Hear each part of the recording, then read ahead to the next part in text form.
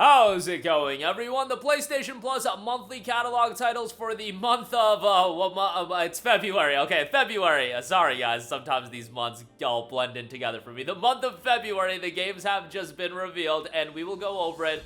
Looking at it right off the bat, man, I think it looks pretty good, and we do have a major update for PlayStation Plus that is actually going to be relevant to a lot of you guys. So let's actually start with that, since I do think that's quite notable. Update on PS4 games for PlayStation Plus. As many of our players are currently playing on PlayStation 5 and have shifted toward redeeming and accessing PS5 titles from the monthly games and game catalog benefit, PlayStation Plus is also evolving with this trend and will focus on offering PS5 titles through the monthly games and game catalog benefit starting January of 2026. As we shift to PS5, PS4 games will no longer be a key benefit and will only be occasionally offered for PlayStation Plus monthly games and game catalogs starting January 26. We may still provide titles that can be playable on both PS4 and PS5 consoles after this date, cross-gen games. There's a lot of those that are still released, so if you have a Plus game that's coming out and it's a cross-gen title, those would still be available for PS4. Please note this won't affect the PS4 monthly games that you have already redeemed for PlayStation Plus. You'll continue to have access to the games you already redeemed as long as you remain a member. For game catalog, PS4 games will still be available to play until it leaves the catalog as a part of our monthly refresh. That is on PlayStation Plus Extra. They're looking to continue to evolve and optimize the PlayStation Plus experience and optimize the benefits you receive, including exclusive discounts, online multiplayer access, online game save storage, and more. As we shift our focus to PS5, we look forward to adding new PS5 monthly titles for you to enjoy. I bring that up because recently I made a comment in a video about just joking around, being like, for the two of you that are still on PlayStation 4, like that some news was relevant to those guys. But then a lot of people in the comment section came out and said, hey, I'm still gaming on the PS4. Well, for those of you that are still gaming on the PS4, and I kind of understand why, like I talk about how the PS5 generation has been pretty weak from a games output lineup standpoint. Your PS4 is still kind of cooking, but as far as PS Plus goes, the value will wane a little bit for you PS4 guys out there. So keep that in mind. With that being said, let us look at the February PlayStation Plus monthly catalog titles.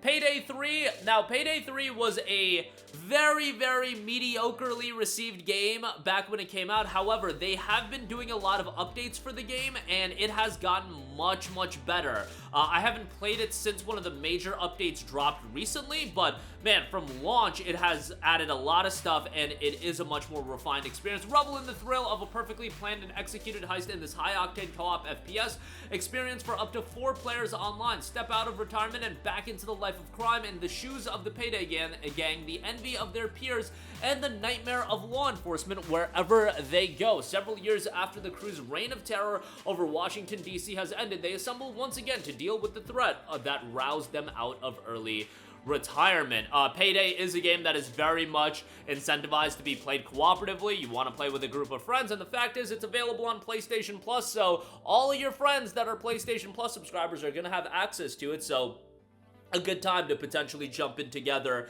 and have a good time with that. Again, it's not a blow-away game. When it came out, it was very much received far less than Payday 2. Payday 2 was a really well-received co-op title. Payday 3 didn't have that level of reverence, but yeah, it has been getting updated quite a bit. Might be one that you want to go back into, and given that you're just getting it with your subscription, not a bad shout there. High on Life also getting added with PlayStation Plus, and I think this is a great addition. Now, this was a day one Xbox Game Pass title, and I think it was like an Xbox console exclusive for a while. And a game like this is great in Game Pass because it's a super, super short game, and they were charging $60 for it. It was just a little bit too expensive for the content you were getting. Like, people were bugging out about Warhammer Space Marine 2 and its 8-hour campaign, but that game had multiplayer and a lot of replayability and still getting content updates. High on Life is a really charming game. It's comical as all hell, but it is a super short game. So the fact is, now that it's available with PlayStation Plus, feel like it's a great time for you guys to check it out and not pay, even a discounted $25, $30 on it was a little bit on the pricey side. Fresh out of high school with no job and no ambition, you've really got nothing going for you until an alien cartel that wants to get high off humanity invades Earth. Now you and a team of charismatic talking guns must answer the hero's call and become the deadliest intergalactic bounty hunter the cosmos has ever seen. Travel to a variety of biomes and locations across the cosmos, go up against the nefarious Garmantuous and his gang of goons, collect loot, meet unique characters, and more in the latest comedy adventure from Squad Games. So Also, I should say, when you go into this game, do not expect anything like, super serious. It is very comical. It's a little bit, a little bit out there, a little bit zany, a little bit wacky. So just keep in mind, know what you're getting yourself into. It's just important with a game like High on Life that you know what you're getting yourself into, because if you go in blind and you get hit with all this wackiness, you might be like, what the F actual is this?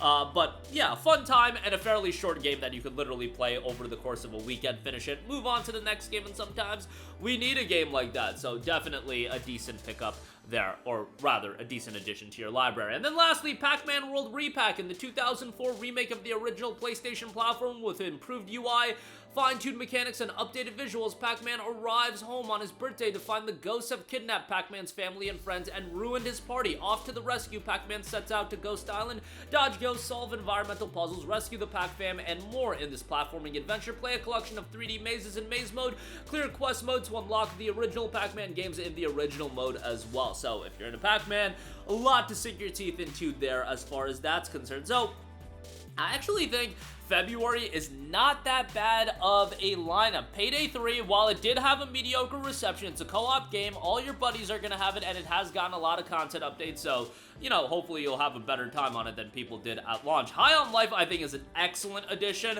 the perfect kind of game that you want in a PlayStation Plus subscription, a game that, people are gonna be pushed away from dropping $60 on it for sure, but even a $30 price point is a little bit hefty. Added into a PlayStation Plus catalog, think that's worthwhile. And Pac-Man World Repack, a nice addition there, iconic mascot of a character, that's a decent addition on top of that, and I think people can sink their teeth into. I don't have the illusions of grandeur that some people have when it comes to PlayStation Plus in general. Like, my expectations these days are in the toilet, but Essential, more often than not, is fairly decent. I mean, January, they had to drop Suicide Squad in there, so obviously people were gonna meme on it to death.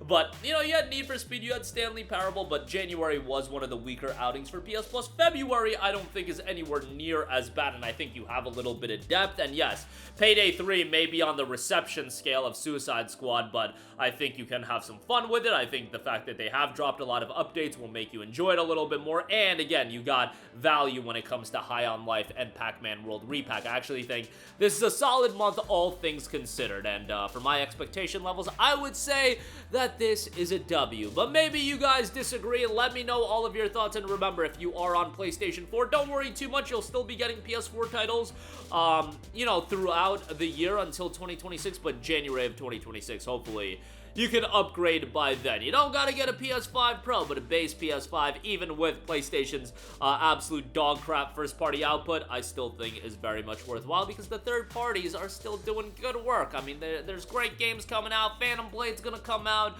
Ghost of Yote is gonna come out this year. There's good stuff on the PS5, so those of you on the PS4, maybe look to upgrade sometime soon. But that'll do it for me. Let me know all of your thoughts in the comment section down below. Again, I think it's a W of a month, but sound off with your thoughts down below. Thank you for watching, and goodbye. Hey guys, we hope you enjoyed the video, and if you did, make sure to hit the subscribe button, and if you're already subscribed, do us a favor and hit the bell icon. This way you'll be notified whenever we post a new video. That's the best way to keep up with all of our uploads, and we usually try to upload 2 videos a day. And with the bell icon hit, you'll be notified whenever we do upload a video. As always, thanks for watching.